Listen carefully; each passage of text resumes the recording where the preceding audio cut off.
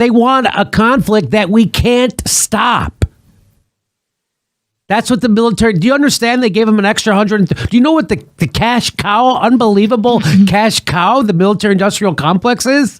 They need a conflict that can't be stopped, and that's what they're trying to get with this.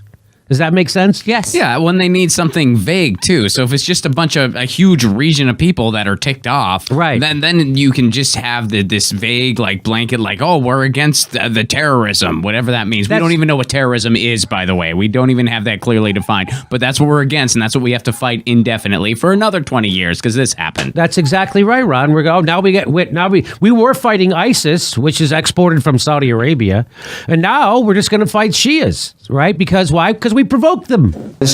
Iran will very quickly get back to a level of enriched uranium that so concerned Israel that Israel back in 2000. So again, it's never going to stop. So this is exactly what crazy people like Pompeo and John Bolton wanted. They wanted a situation that you can't unwind. So now Iran's going to start enriching their uranium again, and now Israel's going to want to strike them for that, and now Shias are going to want to strike the United States. So they got what they wanted. It seems like they're going to get what they wanted. They wanted they wanted a conflict that you couldn't stop. Yeah, and they want us to always be at war with Eurasia. Yeah, this is it. We've always been at war with Eurasia. Mm-hmm. This is it. So again, now, and anybody who voted for Trump because he was an anti-interventionist, you just saw him get rolled by the military-industrial complex. That's him trying to start a war and trying to start a conflict that, again, you can never stop or unwind. So he let you down.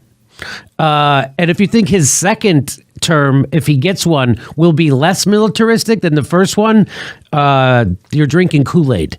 I think that the Iranians, what this teaches them is that it's useless to make a peace agreement with the United States. And you better find a way to enrich your uranium and get a nuke, because that's what North Korea did, and guess what? We're not bombing them. Libya gave up their arms, and look what we did to Libya. And why is Trump allowed to do this? Because the Democrats are complicit. Because the Democrats are also in bed with the military-industrial complex. Because every president since World War II is a war criminal. That's why. The Democrats, while they're screaming about impeaching him, were giving him the money to bomb these people. Anything else? And more. And more. And Gave more. him a new NAFTA, too. And then they gave him the new NAFTA. All kinds of stuff. They increased his spying powers. They gave him new NAFTA. They gave him they gave him money for his frickin' border wall. They gave him 131 extra billion in the NDAA, and they took out the provisions that would have stopped him from doing this specifically. So I already talked about this in the other video we did on this with Max Blumenthal, but Democrats had placed into the NDAA and it got bipartisan support to say Trump is not allowed to do this. You're not allowed to take any of the money we're giving you and use it to attack Iran. They took that out. And the Democrats went along with it. So, well, not just went along with it. Nancy Pelosi was vocally against all those amendments. Was she? Mm-hmm.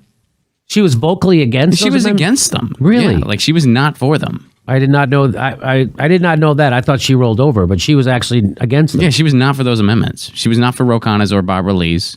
Really? And then Tulsi had a resolution. Yeah. Tulsi had a resolution that was in there also that... She was off on all those. Wow. That's all I can keep saying is wow. It's just, it's amazing the unbelievable corruption inside of both our political parties. But, I grew up in a Democratic household. We always thought the Republicans were corrupt and working for the business, and that the Democrats were working for the workers. And that was, we thought. Turns out that's now no longer. They're both in bed with big business. They both work for big pharma, health insurance, military-industrial complex, Wall Street, and fossil fuels.